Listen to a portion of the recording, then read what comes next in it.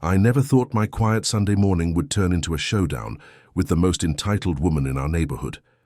You see, my community is run by one of the strictest HOAs in the state, and the president of it all is none other than Karen.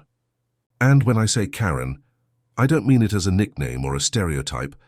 I mean the full embodiment of the word: controlling, loud, arrogant, and always looking for a fight. That morning I was working on a project in my garage. The door was open. The sun was shining, and for the first time in weeks I felt relaxed. My teenage son had come over to visit after finishing a long shift. He's a police officer, something I'm incredibly proud of. But off duty that day, he was simply helping me clean up around the house. And that's when I heard it. The sound of high heels stomping up my driveway, followed by an angry voice barking my name. "Excuse me." "Excuse me," Karen shouted, waving a clipboard like it was a weapon. "Do you realize you're in violation again? Your garbage can is still by the curb, and you have a car parked slightly over the line." I blinked at her, wiping the sweat from my forehead. "Karen, the garbage truck literally just came an hour ago. I was about to bring the can in, and the car, come on, it's parked on my driveway. Who exactly is it bothering?" But Karen wasn't the type to listen to reason. Her lips pursed into a tight line as she scribbled something dramatic on her clipboard. "The rules are rules. This is exactly why you should never have been allowed in this community. If you can't follow simple guidelines, maybe you should move." Now, I'm a patient man. I've had run-ins with her before, and usually I just let it slide. But that morning I wasn't in the mood. "Karen, with all due respect, you don't own me. You don't own this street, and you sure as hell don't own my property." Her face flushed a deep red. And that's when she delivered her favorite threat, the one she pulled out like a trumpy. Card every single time she didn't get her way. "Fine, if you're not going to listen, I'll just call the police. Let's see what they think about your behavior." Normally I would have laughed it off, but this time she actually pulled out her phone. She dialed, right there in front of me. "Yes, this is Karen from Maplewood Estates," she said dramatically, pacing in front of my house like she was reporting a crime in progress. "There's a very aggressive man threatening me. Yes, he's refusing to follow HOA guidelines. I feel unsafe. Please hurry." My jaw dropped. "Are you kidding me, Karen? You're lying to the police?" She ignored me, putting on her best victim act. "Yes, officer, he's yelling at me right now. I'm scared for my life." I couldn't believe what I was hearing. My son, who had been listening from inside the garage, stepped forward. His eyes narrowed, but he kept calm. "Dad, don't even say anything more," he whispered to me. "She's digging her own grave." Karen glanced at him dismissively. "Oh, and who are you supposed to be? Another rule breaker? You people just don't learn." My son didn't reply. He just crossed his arms and leaned against the wall, letting her performance continue. 10 minutes later, the sound of sirens echoed down the street. 2 patrol cars pulled up, lights flashing. Neighbors peeked out of their windows, phones in hand, some already recording the drama. Karen straightened her blouse, plastered on her most innocent expression, and ran up to the officers. "Thank goodness you're here," she exclaimed. "This man has been threatening me. He's violent, unstable. I think he's dangerous." I threw up my hands in disbelief. "That's a complete lie. All I did was tell her to leave my property." The officers turned to me, their faces neutral. "Sir, we're just here to understand what's going on. Can you calm down and explain? Before—" "I could," Karen cut me off. "Don't listen to him. He's aggressive. He's yelling. He needs to be removed. I demand that you arrest him." At that, my son finally stepped forward. Calm, steady, but with an authority that instantly shifted the energy in the air. He pulled out his wallet, flipped. It opened and revealed his badge. "Officers," he said firmly, "I think you should know who you're dealing with here. I'm Officer Daniels. This woman just made a false report. I've been here the whole time. There was no threat, no violence, nothing but harassment on her part." Karen froze. Her smug grin vanished, replaced with confusion. "Wait, what? You're a cop?" The other officers exchanged glances. One of them nodded at my son. "Officer Daniels, good to see you. Can you give us a statement?" Karen stammered. No, this is ridiculous. He's lying. He's covering for his dad. This is corruption." But the officers didn't seem convinced. My son's reputation carried weight, and the fact that he was off duty but still calm and professional spoke volumes. They started questioning her instead. Ma'am, did you just call 911 to report a false crime? Karen's face drained of color. No, I thought he was dangerous. My son tilted his head. Really? Because I have the whole interaction recorded on my phone. Want to hear what you actually said? And just like that, the tables had turned. Neighbors crept out of their houses, some clapping quietly, others recording as Karen's carefully crafted lies began to unravel. For the first time in a long time, she didn't have control. And she knew it. I stood there, finally letting myself smile. Karen, you should have just walked away. The silence that followed was almost deafening. Karen's confident smirk had completely vanished, replaced by a nervous twitch in her jaw.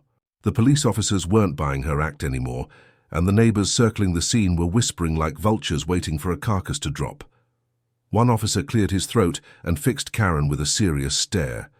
Ma'am, making a false 911 report is a crime. Do you realize that?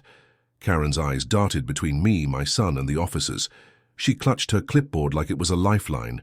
No, you don't understand. I felt threatened. He was being loud. He was my... Son interrupted, his voice calm but commanding. You weren't threatened, Karen. I was standing right there. My father never raised his voice, never made a threat, and never stepped toward you. The only thing he did was ask you to leave his property. And you escalated. You lied. You weaponized the police against him because you didn't get your way. Her mouth opened and closed like a fish gasping for air. For once she had no rehearsed speech, no comeback ready. The officer standing closest to her nodded grimly. Ma'am, we're going to need to take a statement from you. But just so you're aware, filing a false police report could result in fines or even jail time. That word, jail, hit her like a punch to the gut. She actually staggered back. Say step. Jail. You can't be serious, she cried. I'm the HOA president. I run this community. I make sure everything is safe and orderly. And you're going to believe him, she jabbed a finger toward my son, just because he flashes some shiny badge? My son didn't flinch. No, they're going to believe me because I have evidence. Do you really want me to play back the recording for everyone here? And with that, he held up his phone. The screen glowed as he tapped play, and Karen's shrill voice filled the air. Yes, this is Karen from Maplewood Estates. There's a very aggressive man threatening me. He's refusing to follow HOA guidelines. I feel unsafe. Please hurry. The neighbors gasped. Someone muttered, Oh my God, she actually lied. Another person laughed. She's done for. Karen's face was beet red. That's not what I meant. You're twisting my words. But the damage was done. The officers had heard enough. One of them stepped forward, pulling out a small notepad. Ma'am, we'll be filing a report on this incident. You'll likely be contacted by the DA's office regarding potential charges. In the meantime, I strongly suggest you avoid further contact with this family. Karen's jaw dropped. Charges? Against me? This is harassment. I'm the victim. Not. Today you're not, one of the neighbors called out. That earned a round of chuckles. Phones were still recording, capturing every humiliating second. The officers didn't put her in cuffs right then and there, but the look on Karen's face said it all. She knew her power was crumbling. For years she had bullied and manipulated this neighborhood with her clipboard and her threats, but today she finally met a wall she couldn't knock down. She stormed off, muttering under her breath, but it was too late. The HOA queen had been dethroned. The fallout, the next few days were interesting, to say the least. Word spread through the neighborhood like wildfire. The video of Karen lying to the police made its way onto our community Facebook group and even leaked into a local Reddit thread.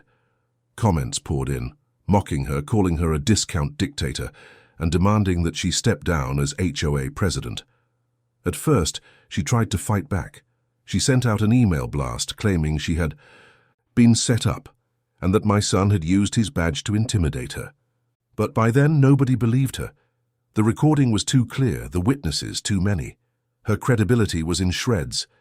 A week later, the HOA board called an emergency meeting. Normally, Karen ran those meetings like a dictator presiding over her kingdom, but this time she wasn't even allowed to speak. The board voted unanimously to remove her from her position as president. When the news broke, I swear I heard cheers echo across the neighborhood. People were celebrating on their lawns, waving to me, and even dropping off pies and thank you notes. One neighbor told me, "You and your son finally gave us the courage to stand up to her. It felt good, really good." For once, the bully didn't win. But Karen wasn't done yet. About a month later, there was another knock on my door. When I opened it, I saw two uniformed officers standing there. For a split second, my heart sank. Had she really found a way to strike back? "Good afternoon," one officer said politely. "We're here to inform you that Ms. Karen, last name redacted, has been formally charged with filing a false police report." I blinked. "Wait, really?" He nodded. "Yes, sir. The evidence was pretty overwhelming. She'll be facing a court date soon. We just wanted to let you know in case you're called as a witness." I couldn't help the grin spreading across my face. Justice wasn't just an idea anymore, it was happening. When I told my son, he just smirked. Guess she learned the hard way that not everyone can be bullied. Some people push back. The sweetest revenge, Karen eventually pleaded guilty. She didn't serve real jail time, but she had to pay a hefty fine and was barred from ever holding an HOA board position again. In a neighborhood where her entire identity was built on control, that was the ultimate punishment. Her house went up for sale a few months later. Rumor has it she couldn't stand the humiliation of staying in a community where everyone knew what she had done. As for me and my son, we enjoyed the peace. No more 6 a.m. notices about my lawn being too long. No more fines for leaving a recycling bin out for an extra day. No more screaming matches in my driveway. And every time I walked past the spot where she had once stood screaming into her phone and lying about me being aggressive, I couldn't help but smile. Because I knew that moment, that call had been the beginning of her downfall. They say HOA rules exist to keep neighborhoods safe and orderly. But in the wrong hands, those rules become weapons. Karen thought she could control everyone with threats, fines and fear. But what she didn't count on was someone standing up to her, and that someone just happened to have a police officer for a son. So the next time someone tries to weaponize power against you, remember this story. Bullies thrive until someone pushes back. And when the tables finally turn, well, let's just say, it's the sweetest revenge of all.